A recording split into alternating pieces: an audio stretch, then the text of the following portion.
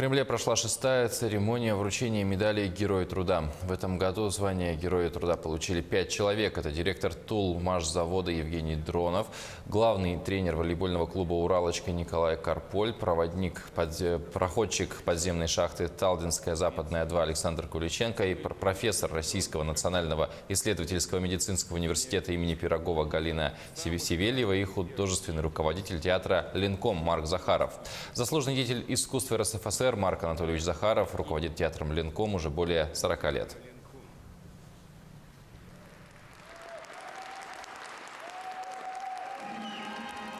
За 40 лет у нас не было никаких чрезвычайных происшествий.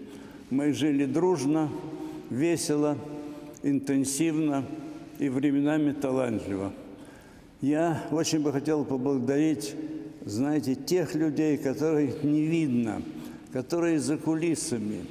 Это машинная, так сказать, художественная машинная такая компания, которая нигде не обучается.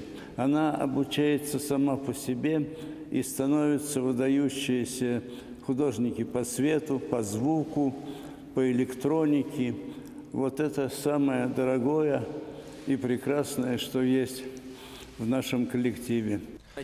А среди почетных гостей церемонии были те, кто удостоен этого звания в разные годы. Якутию на торжестве представили 2 обладателя звания. Животновод, полный кавалер Ордена Трудовой Славы Михаил Готовцев. Звание Героя труда он получил в 2014 году. И лесничий Хангаловского района Варвара Устинова, удостоенная награды в 2017. Да, очень было приятно.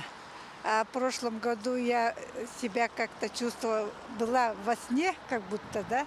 А в этом году все это было так ярко, так торжественно. Я очень рада, что меня в этом году пригласили на торжество новых героев России труда.